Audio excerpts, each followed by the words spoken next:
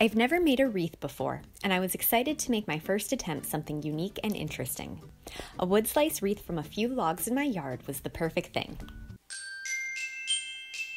I cut up a few logs for my wood slices, but you can buy these at a craft store on Amazon as well. The store-bought slices tend to be larger and more uniform in color, but I like the rustic look my slices give off. I started by cutting and drying the wood slices.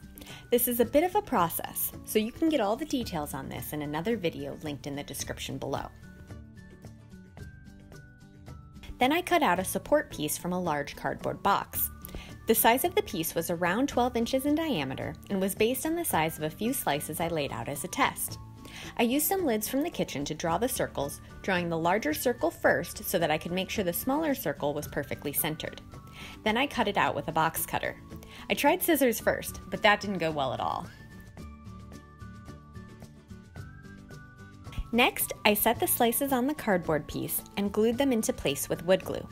Wood glue worked well for me, but I was worried I'd need to break out the construction adhesive since my slices weren't all the same width. Particularly on the second layer, I was a little worried that some of the slices wouldn't hold because the wood glue wasn't thick enough to bridge the gap between the layers. But after setting some paint cans on the slices and letting the wreath dry, everything was fine.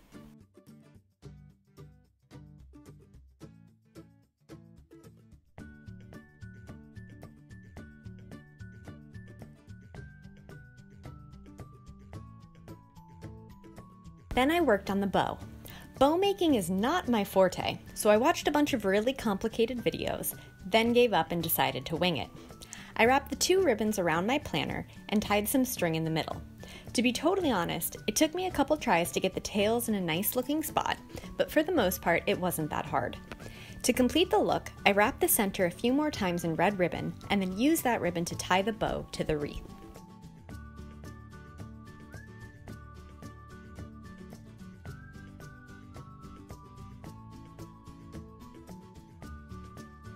My friend Natalie over at Nellie Design sent me these awesome letters that she made with her Cricut.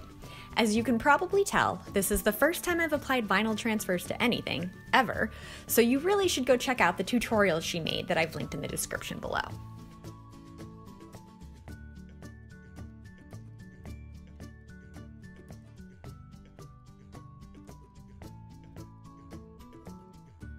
Then the wreath was done. I love how it turned out, and I was so excited to work with Natalie for the first time. If you like it too, be sure to like, subscribe, and share this video with a friend. And if you think you might make your own wood slice wreath, check out the blog post linked in the description below. Thanks, and don't forget to hit subscribe.